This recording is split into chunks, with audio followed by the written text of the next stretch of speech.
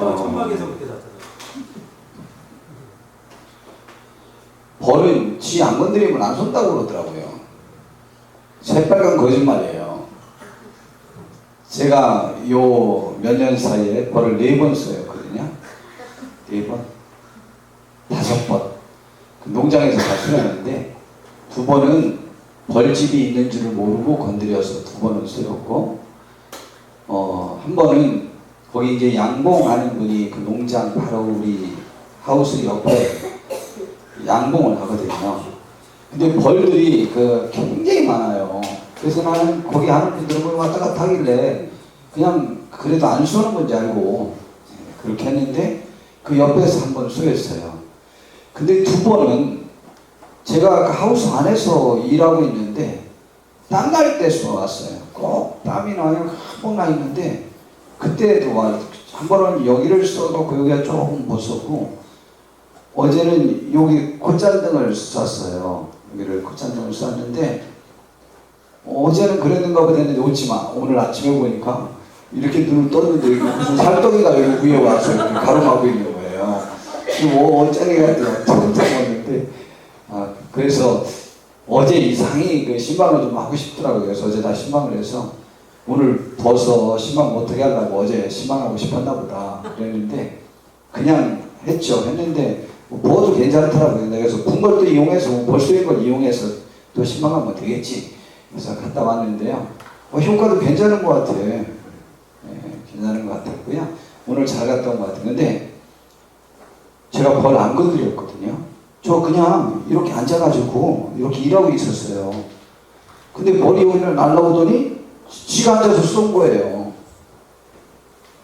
그래서 전 그냥 이런 생각을 했어요. 벌에 쏘이면 이제 벌에 5번 쏘이고 났더니 이제 좀 생긴 게 있는데 벌 공포증이 없어졌어요. 별로 아프지 않더라고.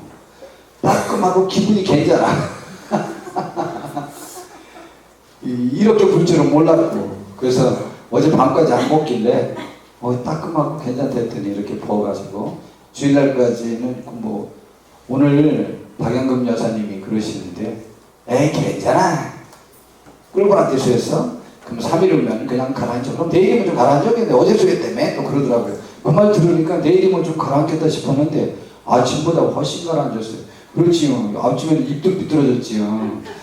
입도 삐뚤어져가지고 비대칭으로 되고 막 이상했었는데, 근데 이제 저 나름대로 생각해요. 힘이 있는 사람은 언젠가는 남을 쏘겠다. 쓴뿌리가 있는 사람은 언젠가는 분노를 터뜨려서 남을 죽이겠다. 이게 건드려야 쏜다고는 하지만은 어차피 쓴뿌리와 이 침이 있는 사람은 그렇게 할 수 있겠구나. 우리들 속에 쓴뿌리를 제거해야 되겠구나. 입이 탁 나오면 사랑의 말이 잘 못 나오잖아요. 그 속에 쓴뿌리가 쌓여 있어서 그렇구나. 우리 예수님 안에서 그게 좀 없어졌으면 참 좋겠다는 생각이 제가 너무너무 많이 가졌어요. 쓰이면서 지금도 뭐 나쁘진 않아요. 이 가려움이 적당히 괜찮아요. 그리고 이게 또 관절염에 뭐에 다 좋다고 생각이 되니까 굉장히 좋을 것 같은, 그랬더니 또 누가 그러대요. 에이 웃기지 마시오. 관절염에 좋으려면 관절이 있는 데다 봉침을 맞아야 되는 거예요. 여기 눈에다 왜 맞아? 그러는데 뭐가 좋은지 모르겠어요. 그래도 전체 효과가 있지 않을까 싶은 생각이 들고, 이거를 100방씩 놨으니 얼마나 아파. 아유, 우리 손숙 사모님 성을 내가 잘 말했나, 너 어머님을? 아니 100방씩 맞으셨대. 그래갖고 앉을 수가 없어서 서 계셨던 거래. 의사 선생님이 어떻게 화를 내시는지, 아무리 그래도 그렇지 송 기사님을 상대로 자기 의술 시험을 해? 그런 게 어딨어. 화를 내시더라고요. 근데 그래도 그거 맞으셔서 괜찮아지셨다고도 조금 그러더라고요. 근데 그 봉침 맞다가 돌아가시는 분들도 있습니다. 조심은 하셔야 되는데요. 여하튼 제가 벌에 쏘이면서 제가 하나도 안 건드렸다니까요. 제가 그냥 앉아서, 그때도 땀이 났을 때 쏘였어요. 땀이 났을 때. 땀이 조금 먹고 싶은 맛이 나나 봐. 그러니까 거기에 앉아가지고 이렇게 했습니다. 자, 오늘 이 말씀이 하도 좋은 말씀이 또 많이 있어서 아주 저로서는 참 아름다운 성경 내용, 참 아름답다, 정말 아름답다 라는 생각이 드는 그 내용입니다. 그런 내용도 있고 참 너무 어처구니 없는 내용도 있고. 자, 이제 우리 함께 살펴보는데요. 유다 왕 아하스 얘기입니다. 20살의 왕이 됐거든요. 이 20살이 별로 좋지 않은 것 같아요. 제가 보니까 여기 유다 왕들 보면 7살 혹은 8살의 왕이 된 사람이 있고 20살의 왕이 된 사람이 있어요. 누가 또 20살이 됐죠? 누가 또 됐는데 조금 전까지 생각나는데 또 잊어버렸네요. 20살에 된 왕들이 있어요. 근데 그들이 별로 훌륭하지 못해요. 그리고 이제 또 늦게 되는 사람들은 40살에 또 왕이 되잖아요. 40살에 왕이 되는데 또 뭐 일찍 됐다고 해서 꼭 좋은 것도 아니고, 어렸을 때 된 사람들 두 왕은 훌륭해졌고, 므낫세 왕은 몇 살에 됐더라? 므낫세 왕도 늦게 왕이 됐죠. 아주 일찍 왕이 됐는데 뭐 최고 악한 왕이죠. 근데 20세, 20세 또 누가 20세에 왕이 되느냐면요, 진시황의 아들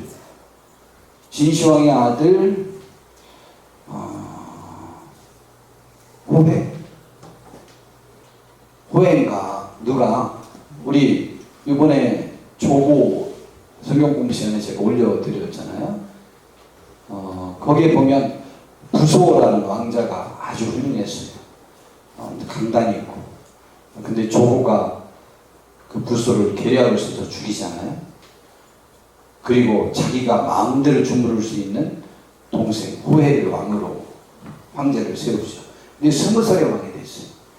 정말 멍청한 짓만 하다가 죽었어요. 20살이 사람을 교만하게 만드나 봐요. 20살 전후가. 그래서 어떤 가치에 매이지 못하게 만드는 나이일 수도 있구나. 어리면 차라리 겸손이라도 하는데 20살이 되면 교만해지고 그러나 보다. 이제 그런 생각도 좀 가져봅니다. 자, 근데 20살의 왕이 됐는데요. 16년 동안 다스렸습니다. 그런데 그 아버지는 요담이었었잖아요. 근데 요담은 전체가 그냥 착하게 무난했던 사람이에요. 그런데 다른 왕들은 처음에는 정직하였으나 온전하지 못했지만, 다윗 왕처럼 온전하지 못했지만 처음엔 정직은 하였지만 온전하지 못했다라는 평들이 주로 많이 있잖아요. 그랬는데 이 요아스 왕은요, 20살에 왕위에 되었고 36살에 죽었는데, 왕이 된 그 순간부터 그의 조상 다윗과 같이 아니하여 여호와 보시기에 정직하게 행하지 아니하고, 처음부터 유다 왕이 이렇게 잘못한 왕은 정말 거의 없어요. 이제 므낫세 왕은 이제 히스기야 왕 다음에 이제 므낫세 왕 살펴볼 건데요. 또 이 아하스 왕의 또 아들이 그 훌륭한 또 히스기야 왕이에요. 그리고 히스기야 왕의 아들이 좌우지간 가장 악한 므낫세 왕이에요. 학자에 따라서 이 아하스 왕이 최고 악했다라고 하는 사람, 유다 왕들 중에 북쪽 이스라엘이야 많죠. 여로보암 왕이야 비교할 수도 없고, 아합 왕이야 더 나쁜 사람이고, 그런 여로보암이 더 나쁘죠, 아합 왕보다는. 그런데 지금 신기하지 않아요? 무난한 왕 밑에서 이런 왕이 나왔고, 이런 왕 밑에서 또 그렇게 훌륭한 히스기야 왕이 나왔고, 그렇게 훌륭한 히스기야 왕 밑에 그 아들이 좌우지간 제일 악한 왕이 나오고, 이게 참 신기합니다. 우리 잘 모를 일이에요. 잘 모를 일이니까 우리 모두 큰 소리들 안 치는 게 좋을 것 같죠? 그렇게 하면서 우리 겸손히 주님을 섬겨야 될 것 같아요. 그렇게 해서 좌우지간 우상을 열심히 만들고 그 아들까지도 이렇게 제물로 바치고 하는 그러한 아주 못된 왕이었어요. 그래가지고 어떻게 되냐면 하나님께서 5절에 보니까 하나님 여호와께서 그를 아람 왕의 손에 넘기시고, 아람은 지금의 시리아입니다. 넘기심에 많은 무리를 사로잡아 다메섹으로 갔으며 또 이스라엘 왕의 손에 넘기심에 그가 쳐서 크게 살육했어. 이는 그의 조상들의 하나님 여호와를 버렸습니다. 르말리아의 아들 베가가 북쪽 이스라엘 왕이에요. 유다에서 하루 동안에 용사 12만 명을 죽였어요. 그리고 에브라임 용사 시그리는 왕의 아들 마아세야와 국내 대신 아스리감과 총 대신 엘간나를 죽였어요. 그리고 또 이스라엘 사람들이 남쪽 유다의 사람들을 20만 명을 사로잡았어요. 8절에 보니까 그들이 형제 중에서 그들의 아내와 자녀를 합하여 20만 명을 사로잡고 그들의 재물을 많이 노력하여 사마리아는 북쪽 수도예요. 북쪽 이스라엘의 수도, 지금으로 말하면 평양이 있죠. 거기로 지금 20만 명을 종으로 잡아서 끌고 가고 있는 거예요. 종으로 삼으려고. 그랬는데요, 제가 볼 땐 이렇게 아름다운 장면이 나올까요? 지금 전쟁의 승리에서 그무이 환영하고 있는 거예요. 그런데 북쪽 이스라엘 백성들이 아무도 환영하지 않아요. 정말 신기하지 않아요? 물론 아무도 환영하지 않는 데에는 여기 오데시라는 선지자의 역할도 있었지만 또 이 오데시라는 사람들 뿐만이 아니에요. 여기 보니까 12절부터 보니까 에브라임 자손의 우두머리 몇 사람 곧 요하난의 아들 아사랴와 무실레못의 아들 베레랴와 살룸의 아들 여이스가야와 하들레의 아들 아마스가 일어나서 전쟁에서 돌아오는 자들을 막았어요. 너희들은 우리나라로 돌아올 자격도 있다는 거예요. 못 들어온다. 아니 전쟁에서 지금 대대적인 승리를 이뤘다니까요. 11만 명을 죽였고 유다의 군인들을 12만 명을 죽였고 20만 명을 지금 사로잡아 오는 중이에요. 20만 명은 자녀들과 아내들과 모두 함께 같이 한 사람을 20만 명을 잡았어요. 이러한 대대적인 승리가 어디 있습니까? 큰 위협을 거쳤고 그들을 돈도 안 주고 종으로 이제 부리려고 지금 잡아왔는데,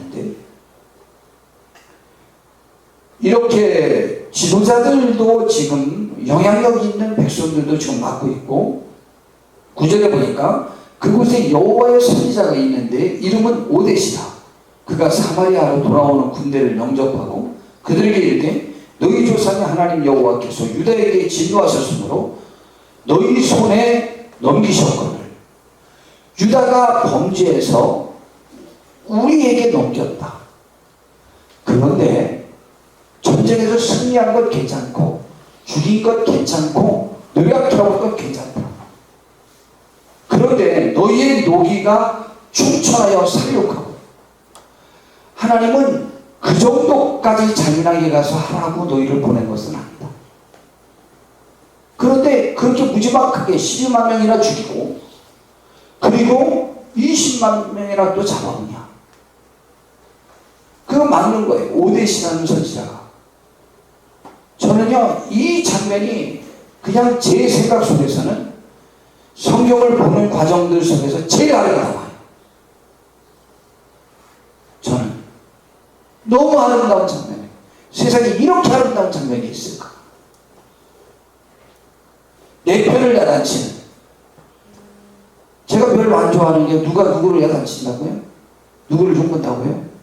시어머니가 구역예배 와서 자기 며느리가 가서 나쁜 일을 하는 걸 얘기하고 있어요. 자우지가 친정엄마가 구역예배 와서 내 딸이 딴 데 가서 애기 나왔다고 그 말은 해도 된다고. 그러나 시어머니는 그 말 하면 안 돼요. 내가 며느리 친정엄마들은 그렇게 하라고 그렇게 가르쳐주는데 아무것도 안 해요. 지금 보지 못했어. 아름답지 않은 거예요. 내 딸을 얘기하는 건 괜찮아요. 제가 하라고 그렇게 가르쳐주는 거 한 명도 안 하잖아요. 정말 한 명도 안 하잖아요. 본 적도 없잖아요. 우리 들어본 적도 없고. 안 해요. 우리 며느리 얘기는 해요. 이거는 반대잖아요. 전쟁에서 승리하고 돌아오는 내 민족을 책망하고 있어요. 너무 심했다는 거예요. 여러분, 하나님은 너무 심하게 하는 것을 좋아하지 않아요. 이스라엘 백성들이요, 무리바 성물에서 불평했을 때, 혹은 어디에서 물 없다고 불평했을 때, 그 불평이 옳아서 하나님이 물을 먹게, 반석에서 물을 내게 하셨는지 알아요? 옳지 않아요. 잘못이 하나님도 알고 있었어요. 그러나 모세만큼 화내는 것은 원하지 않았던 거예요. 마찬가지죠. 저도 마찬가지고 누구도 마찬가지예요. 우리가 화내고 속상해하는 정도가 타당하냐는 매번 생각해야 돼요. 근데 정말 너무 아름답지 않아요? 여러분, 너희의 노기가 충천하여 살육하고 이제 너희가 또 유다와 예루살렘 백성들을 압제하여 노예를 삼고자 생각합니다. 그러나 너희는 너희 하나님 여호와께 범죄함이 없느냐? 야, 이 질문도 이 두 가지 말 너무 멋있잖아요. 하나님이 유다에 범죄했다. 유다가 범죄했다. 그래서 너희 손에 넘겼다. 그런데 너희의 노기가 너무 지나쳤다. 그 다음에 너희는 하나님께 범죄한 게 없냐? 무슨 자격으로 너희들이 심판자로 가서 그런 일을 함부로 하냐? 그냥 하나님이 그들이 우상 숭배하니까 벌주라고 한 것이다. 이 선지자의 말은 우리 북쪽 이스라엘이 남쪽 유다보다 훨씬 범죄했다. 이런 말씀이에요. 우리는 이 두 가지 의식을 좀 잘 생각해 봐야 돼요. 한 가지 여기서 더 생각해 볼 것이 있어요. 북쪽 이스라엘은요, 하나님 말씀대로 애초부터 안 살았어요. 여로보암이 어떤 잘못을 했는지 아시죠? 여로보암이요, 솔로몬 왕 르호보암에게 가서, 여로보암과 10지파 대표들이 가서 이 여로보암이 미리 솔로몬 왕에게 있을 때부터 가서 요구했어요. 부역이 너무 심하고 세금을 너무 많이 걷고 너무 우리가 정부 힘들다. 그러니까 그걸 좀 줄여달라고 그랬어요. 그랬더니 거절했고, 여로보암이 반란을 일으킬 기미를 보니까 죽이려고 하니까 솔로몬을 피해서 도망갔다가 솔로몬 왕이 죽었다는 소식을 듣고 다시 와서 다시 10지파 대표들과 함께 와서 요구한 거예요. 르호보암 왕에게. 그랬더니 르호보암 왕이 아주 못된 말을 했죠. 옛 솔로몬 왕을 모셨던 노인 신하들에게 물어봤더니 저들의 요구가 맞다. 그러니 좀 세금이나 모든 것을 좀 가볍게 줘라. 그리고 좋은 말로 답변해 줘라. 그러면 충분히 인민을 섬길 겁니다. 근데 자기 친구들, 젊은 친구들과 이야기했더니 뭐라고 했다고요? 반대로 대답하라고 했어요. 그래갖고 뭐라고 말했냐면요, 세상에 전 세계에서 몇 지 안에 드는 영향력 있고 위대한 왕이 자기 아버지인데 부왕의 허리보다 내 엄지손가락이 더 굵고 말이나 됩니까? 그래서 이거 누구만도 못하라고요? 북한의 김정일 위원장과요, 자기는요 수령이라는 말도 사용하지 않아요. 아버지를 높이느라고. 김정일 국방위원장도요 수령이라는 말 사용하지 않습니다. 주석이라는 말도 사용하지 않습니다. 그냥 국방위원장이에요. 이야, 김정은보다 정말 훨씬 못난 왕이에요. 르호보암 왕이. 그래갖고 야, 그럼 너희는 너희 집안끼리 살아라. 그래가지고 10지파가 따로 떨어져서 북쪽 이스라엘을 만든 겁니다. 그런데 그것까지 괜찮다고. 근데 여로보암 왕이 자기 통치를 견고하게 하기 위해서 갈라지긴 했는데 매번 새해 절기 때는 6월절, 맥주절, 초막절에는 북쪽 이스라엘 사람들이 남쪽 성전에 가서 제사를 드리는 거예요. 그러다 보니까 정통성이 남쪽 유다에 있다는 생각 때문에 자기의 나라가 견고히 설 것을 못해서 그것이 염려가 돼가지고 종교를 정치적으로 이용한 거 아니에요? 하나님을. 그래갖고 베델과 단에 금송아지도 만들어놓고 단을 쌓고 거기가 성전이고 그곳에서 예배드리면 된다고 하고 가짜 제사장들을 돈 받고 임명했고 그래가지고 완전히 종교적으로 변절시킨 거예요. 그 죄는요 가장 큰 죄입니다. 그보다 더 큰 죄가 어디 있어요? 사실은 우리도 신앙을 빙자하여 많은 것을 요구하기도 하잖아요. 그러면 안 되는 거죠. 그러한 모든 것들, 모든 역사를 볼 때 북쪽 이스라엘은 하나님이 역사 속에서 지워버렸어요. 유다만 남아있는 거예요. 북쪽 이스라엘은 없어요 지금. 그런데 너희들아, 너희 노기가 춘천했다, 지나쳤다. 우리가 화를 지나치게 내지 마세요. 저도 마찬가지예요. 화를 지나치게 내지 마세요. 두 번째, 너희는 여호와께 범죄함이 없느냐?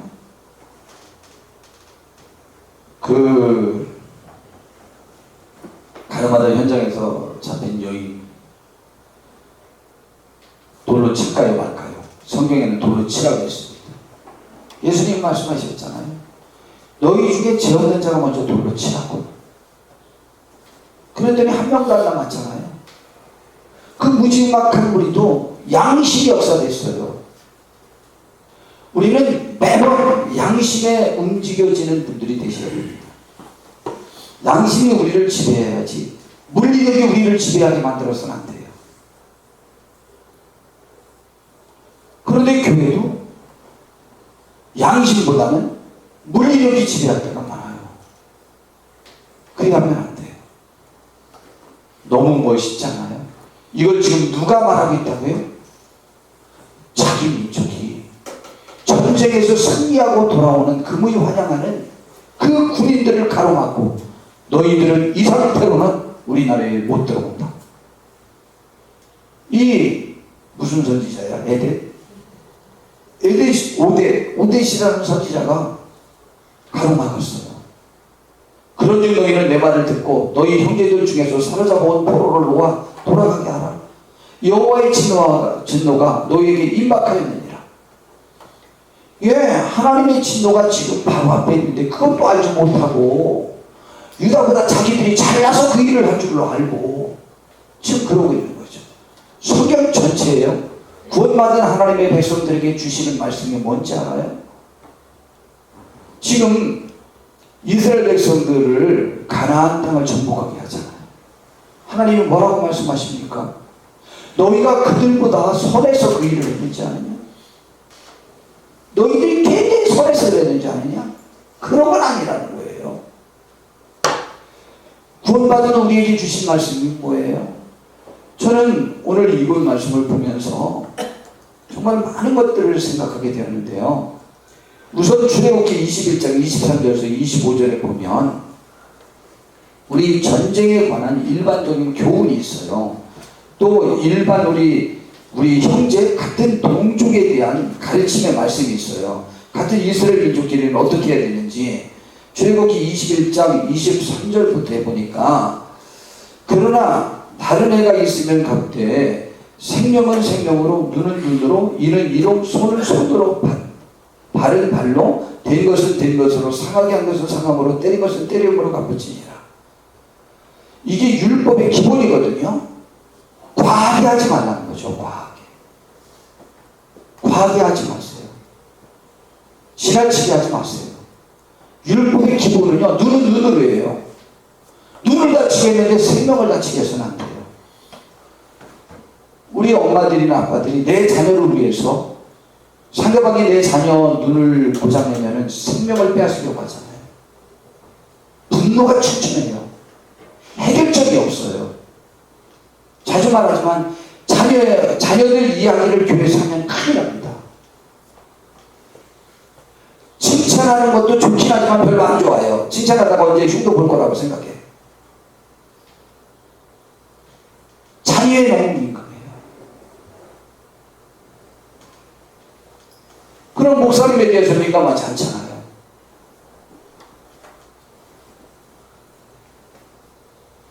교회 전체가 관심은 아니라는 얘기죠. 우리는. 그런데요, 여기에는요, 절대적으로 율법의 기본이 그거예요. 지나치게 하면 안 돼요. 그런데 지금 하나님이 벌을 주라고 한 그 기준보다 넘어난 거예요. 그리고요, 레위기 25장 46절을 보면, 레위기 25장 46절에 보면, 또 이제 전쟁 중에라도 25장 26절, 25장 46절에 보면, 너희는 그들을 너희 후손에게 기업으로 주어 소유가 되게 할 것이라. 이방인 중에서는 너희가 영원한 종을 삼으려니와 너희 동족 이스라엘 자손은 너희가 피차 엄하게 부리지 말지니라. 이렇게 막 종으로 갖다 부릴 수도 없고 너무 엄하게 부려서는 안 돼요. 동족끼리. 지금 이러한 것들을 잘못하고 있는 거예요. 지나치게 분노하고 있고 또 하나님의 명령을 어기면서까지 지금 심하게 하고 있는 거예요. 그리고 어떻게 같은 민족인데 너희는 너희 하나님께 범죄함이 없느냐 라고 말하고 있어요. 우리는 이곳에서 우리가 하는 어떤 행위가 지금 정당하다 손 칠지라도요, 이 정당한 것을 한쪽 편으로 치우쳐서 내 정당을 정당화할 수 한다는 것이, 편협된 것이 얼마나 많은지 몰라요. 정의를 논할 때 정의가 얼마나 어려운지 알아요? 정의의 목적이 뭐라고요? 정의의 목적이요, 공공의 유익을 산출하기 위한 것이 정의예요. 교회 정의가 뭐냐? 교회의 유익을 산출할 수 있는 게 정의예요. 학교의 정의가 뭐냐? 학교의 공공의 목적을 달성시킬 수 있는 게 정의예요. 국가의 정의가 뭐냐? 국가의 공공의 유익의 목표를 달성시킬 수 있는 것이 정의예요. 그런데 우리 교회에서 우리가 옳다라고 말하는 것들이 정의인 것처럼 말하는데, 그것이 정말 교회의 공공의 유익을 위한 목적에 부합된 의견이냐? 바로 그거예요. 근데 이상스럽게 정의와 옳고 그름을 말하는 사람들 중에 공공의 유익을 추구하지 않더라는 거죠. 공공의 목적, 공공의 유익, 그 단체의 유익과 목적에 부합된 말을 해야 돼요. 그러면 이 한편은 옳지만 이쪽 편으로는 그것이 부당하다. 교회에서는 제가 어떤 것들을 잘못이라고 가르치는 것이 한쪽 편으로는 좋지만 한쪽 편으로는 부당해서 오히려 교회의 유익을 산출하는 데에 더 손해가 될 것 같다 라고 한다면, 이 가르침이 옳아도 정의롭지 못할 수도 있는 것이죠. 그렇기 때문에 내 생각은 포괄적으로 생각할 줄 알아야 해요. 근데 그렇게 잘 못하잖아요. 그래서 그 중에 가장 대표적인 것 중에 하나가 요즘 많이 생각해보는 베드로후서 1장 5절부터 있는 말씀이에요. 그런데 베드로후서 5장 1장 5절부터요. 근데 지금 북이스라엘 백성들이요, 지금 그러고 있어요. 전체를 보고 있어요. 멋있지 않아요? 이 멋있는 점을 한번 또 좀 생각해 본다면 이런 측면도 생각해 볼 수 있어요. 북쪽 이스라엘은요, 가짜 제사장이 지금 섬기고 있어요. 그런데도 불구하고 북쪽 이스라엘에 선지자들이 많진 않아요. 북쪽 이스라엘에서는 선지자가 거의 없어요. 누구만 선지자라고 했죠? 호세아 선지자. 호세아 선지자만 북쪽 출신이라고 제가 얘기했죠? 누구라고 했나요? 이번 설교 때 제가 얘기 안 했어요? 아니, 성도님들이 잊어버리면 제가 어떻게 기억해요? 나 오늘 한전에 신방 가는데 제가 앞서서 갔어요.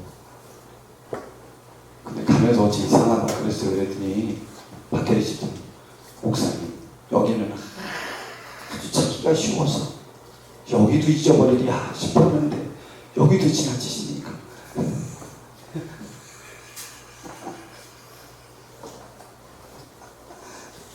좀 기억 좀 해요. 제가 설교를 다 잊어버리거든요. 이름이나 내 이름은 잊어버리고 내용은 기억해요. 북쪽 이스라엘 선지자는 거의 없어요. 지금요 여기 오데시라는 선지자 그냥 이때만 나와요. 신기하지 않아요? 가짜들 중에서 진실한 것도 있어요. 신기하죠? 북한이요 세계 사람들에게 보이려고 가짜 교회를 세워놨어요. 거기에요 진실한 신앙인이 나오더래요. 그 안에서도. 그럼 그렇게 해도 되냐? 안 돼요. 진짜를 추구하는 것이 진짜가 더 많이 나와요. 북쪽 이스라엘은 금송아지 아니요 뭐 하여튼 그런 거 단에다 이런 거 그런 데 섬겨도 우상을 섬겼어도 하나님의 말씀을 받았던 민족이었어요. 그 면면이 흐르는 그 의식이 바로 오늘 이렇게 아름다운 행동을 할 수 있게 된 거예요. 편협적으로 보지 않은 거죠. 하나님이 분노하셨으니까 유다는 그렇게 당했어 이렇게 생각하지 않은 거죠. 아파하는 거죠 같이. 그래서 신앙은 어떻게 해야 되느냐? 내가 한 가지 치면 난 믿음으로 했어, 나는 덕으로 했어, 나는 사랑으로 했어, 나는 경건해. 누가 그게 경건하지 않대요? 누가 믿음이 없대요? 누가 덕이 없대요? 포괄적으로 전체 교회에 유익을 끼칠 수 있어야 된다니까요. 누가 그게 잘못이래? 그 사람이? 누가 믿음이 없대? 누가 그에게 지식이 없대? 누가 그에게 덕이 없대? 그러나 믿음 많은, 덕 많은, 지식 많은, 경험 많은 가꾸면 안 된다는 거죠. 편협적이라는 거죠. 다 겹쳐야 돼요. 포괄적으로 볼 수 있어야 돼요. 하나님 앞에서와 내 양심 앞에서와 상황 속에서와 교회의 유익 속에서와 하나님 나라의 확장이라는 것 속에서 그분이 영광 얻으실 것 속에서 누가 유익을 얻고 누가 상처를 받고 여러 가지를 생각해야죠. 함께 읽어보죠. 베드로후서 1장 5절부터 시작. 그러므로 너희가 더욱 있어 너희에게 덕의 지식의 절제를 절제의 인내를 인내의 경건을 경건의 형제교회를 형제교회의 사랑을 받아 이런 것이 너희에게 부족한즉 너희 영혼이 예수 그리스도를 알리니 교회를 않고 열매를 받지 않게 예, 그래서 열매가 있어요. 전체를 포함해 열매가 있어요. 9절 시작. 이런 것이 없는 자는 맹인이라 멀리 보지 못하고 회의에 죄가 깨끗하게 된 것을 잊었느니라. 자기가 갖춘 한두 가지 것들로 교회를 함부로 판단하지 마세요. 나무란 것으로 판단하지 마세요. 그 사람은요 자기도 구원받은 나 때문에 예수님이 대신 죽어줄 만큼 무지막한 죄인이었다는 것을 잊어버린 사람이라는 거예요. 은혜를 모르는 사람이라는 거죠. 변화돼야 돼요. 오늘 이 말씀을 보면서 또 마태복음 18장을 한번 좀 보면요. 마태복음 18장이 전부 교회에서 분쟁이 일어나고 죄인 잘못한 사람을 처리하는 법에 대해서 나오고 있어요. 우선 잘못한 사람이 있으면 어떻게 하라고요? 단둘이 가서 말하고, 그래도 안 되면 두세 시 가서 말하고, 그래도 안 되면 목사님께 가서 말하고, 교회에 말하고, 그래도 안 되면 교회 말도 안 들면 그때는 그냥 이방인처럼 여겨라. 그랬더니 베드로가 몇 번까지 용서하면 되겠습니까? 7번을 7번까지 할까요? 그랬더니 7번을 7번이야 7번이야 7번을 7번까지라도 이거 바꿔도 너무 시비하지 마세요. 그런 의식 좋지 않아요. 이거 틀려도 아무 상관없어요. 아유, 목사님이 좀 틀렸나 보다. 그렇게 해서 틀린지도 모르시면서 간혹 안 것 가지고 듣자 보면 안 돼요. 아, 그 제가 설교한 지 그거 몇 주나 됐다고. 그 누구지? 호세아 선지자 설교한 지 몇 주나 됐다고. 근데 호세아 선지자가 북쪽 이스라엘 선지자 맞아요? 네. 북쪽 이스라엘 선지자니까 호세아 선지자. 거의 유일한 선지자예요. 그렇게 용서하라. 그리고 예화를 든 게 뭐예요? 한 사람이요 10,000달란트 빚졌어요. 신하가. 그래서 임금이 빌기에 탕감시켜줬어요.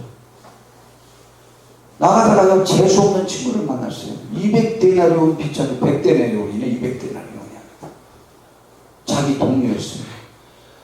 액수가 어느 정도 차이 난다고요? 50만 배. 50만 배니까 우리 1원 있는 거 생각하고 뭐 50만 원 빚진 거 그러면 안 돼요.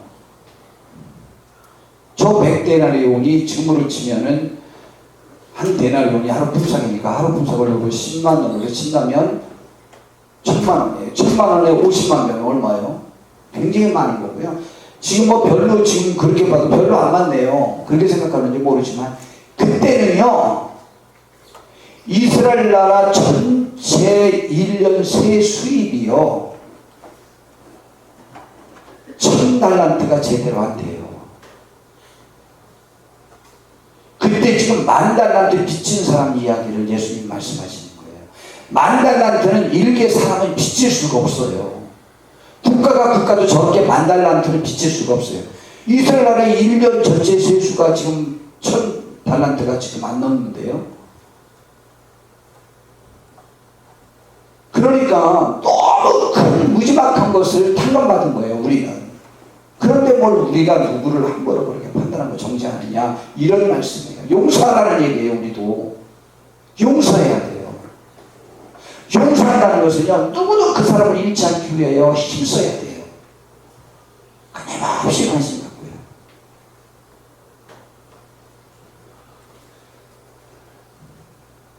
이렇게 풀어주라고 군인들을 풀어주라고 한 것은요 엘리야 시대 때 아람이 역시 쳐들어왔잖아요.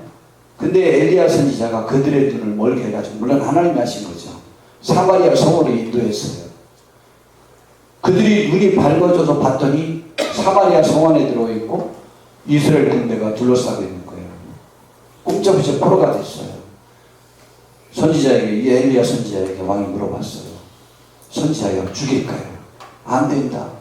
여러분이 잡은 것도 아니고 하나님의 능력을 보여주신 건데 풀어줘야 된다.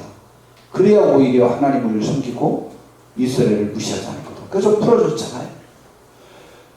굳이 말하면 포로에게 잔인하게 하는 게 아니에요.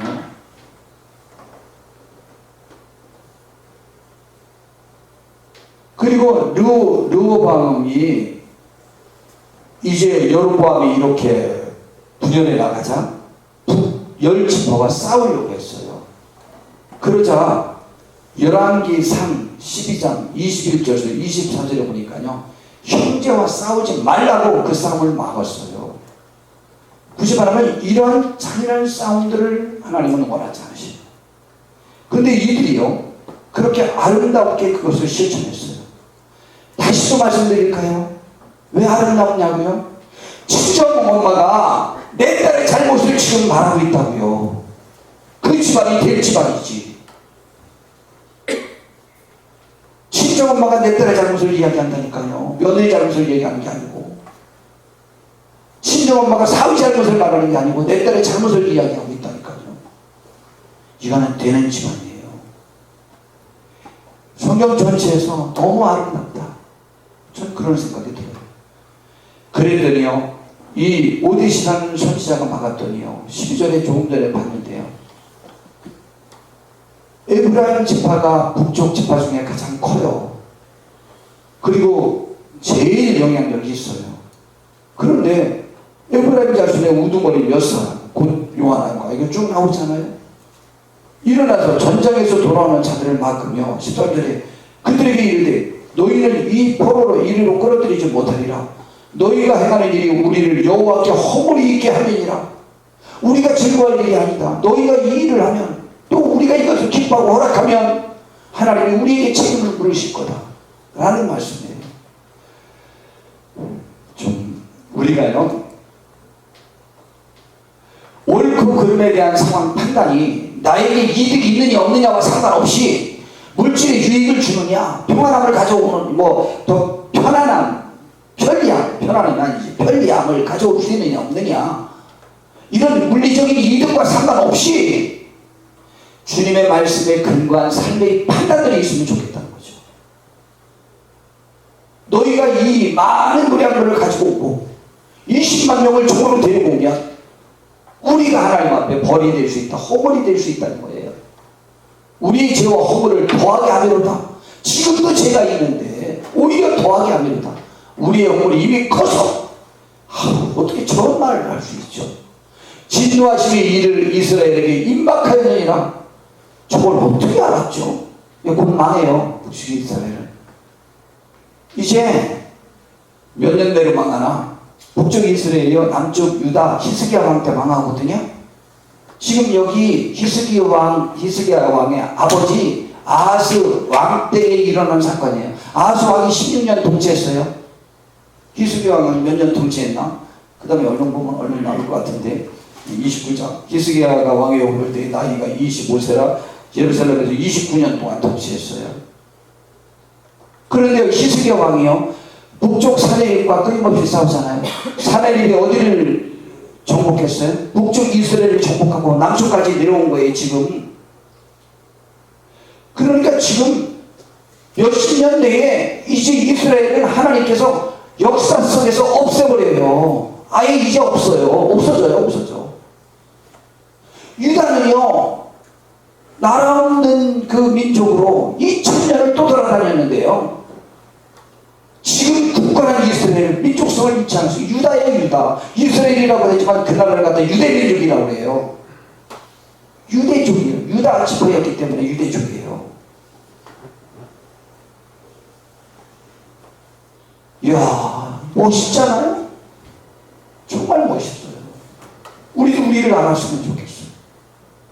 우리를 알아서 서로 좀 지금 이 상황이 어떻게 되는 건지 판단했으면 좋겠어요. 이제 요즘 계속 우리 주제가 이제 7월 1일은 맥주감사주일이라 이제 감사주일. 그때 또 감사의 의미에 관해서 아주 제 심령이 막 뛰어요. 우리는 그러한 감사 의미가 있어야 돼요. 자, 그런데 그건 그때 생각해 보도록 하고, 이제 다음 주에 또 우리는 지적당하면 어떻게 반응하는가라고 하는 시리즈로 이제 계속 하는데, 우리 지난주엔 아브넬이라는 사람을 예를 들어서 살펴봤죠. 다음 주에는 가인이라고 하는 사람을 통해서 살펴볼 거예요. 그런데요,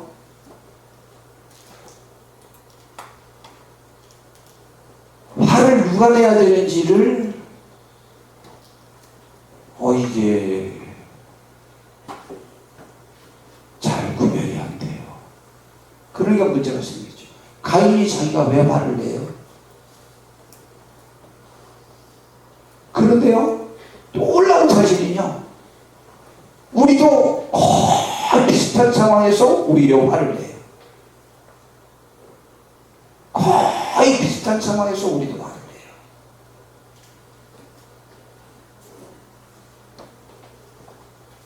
가인이다. 왜 화를 내죠? 우리도 거의 비슷한 상황에서 화를 내요.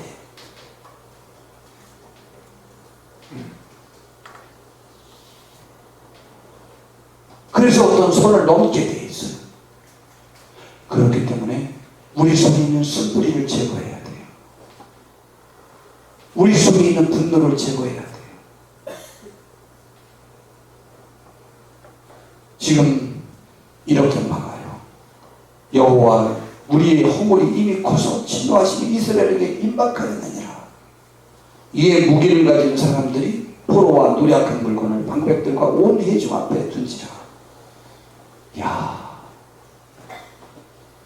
아, 너무 멋있어요.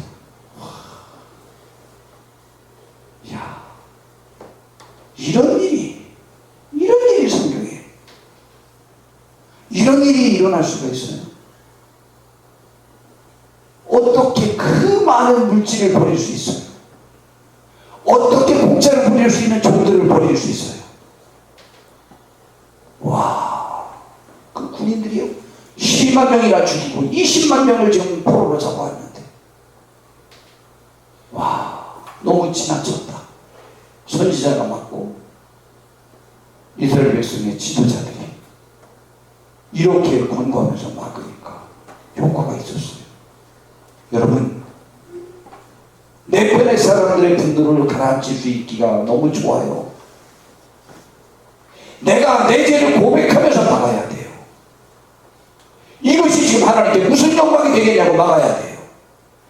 그래야. 그런 남의 편에 가서 그 사람 말하면 아무 말 안 들어요. 내 편의 사람들이 지금 이렇게 막으니까 이들이 받아들인 거예요. 더더군다나 지도자들이 와서 막으니까 더 영향이 있을 거예요. 영향력 있는 사람들이 우리나라를 지금 하나님이 지금 없애려고 하고 있다. 우리의 죄는 너무 커서 여호와의 진노하심이 지금 임박했다.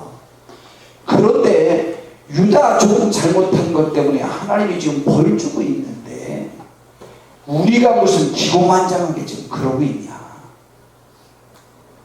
이 말에 그들이 변화된 거예요. 그래서요, 내 지역 사람은 내 지역 사람이 진화시켜야 돼요. 진정시켜야 돼요. 내 사람은 내가 진정시켜야 돼요. 누가 그렇게 하겠냐고요. 이렇게 아름다운 일이 북쪽 이스라엘 백성들 중에서 있었어요. 참 놀라운 사건이죠. 이에 무기를 가진 사람들이 포로와 노략한 물건을 방백들과 온 회중 앞에 두지. 뭐라고요?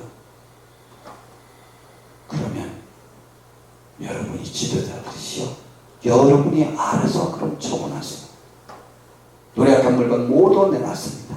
포로도 모두 내놨으니까 돌려보내시든 되로 보내시든 죽이시든 종으로 삼든 알아서 하세요.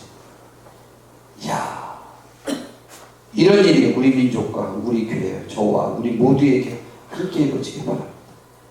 이후에 이름이 기록된 자들이 일어나서 포로를 맞고 노략하여 온 것 중에서 옷을 가져다가 벗은 자들에게 입히며 신을 신기며 먹이고 마시게 하며 기름을 바르고 그 약한 자들은 모두 나귀에 태워 데리고 종려나무 성 여리고에 이르러 그의 형제에게 돌려준 후에 사마리아로 돌아갔더라. 와, 좋다. 이런 일이 우리 남북 간의 관계도 있어지길 바라고, 이 세계가 다 이렇게 됐으면 좋겠어요. 우리 교회가 이랬으면 좋겠어요. 하나님의 은혜가 우리들 속에 함께하기를 진심으로 바랍니다. 너무너무 아름다워서 제가 보면서 그냥 감동을 하고 너무너무 기분 좋았어요. 세상에 이런 일이. 성경전체에서 제가 보기엔 제일 아름다워요. 이렇게 아름다운 일이. 우리 교회는 더 아름다운 일이 많이 있기를 진심으로 바랍니다. 기도하겠습니다. 주님 도와주시옵소서. 아름다운 일들이 연속으로 일어나는 복된 교회 되게 해주시고, 우리들이 아름다움을 추구하고 사랑을 추구하고 하나님 앞에서 우리의 삶을 돌아보면서 행할 수 있는 귀한 하나님의 사람들이 되게 해주시옵소서. 귀한 말씀을 통해서 우리가 교훈을 받았사오니 우리도 실천하게 하옵시고 주의 은총 속에서 승리하게 하옵소서. 예수님의 이름으로 기도드렸습니다. 아멘.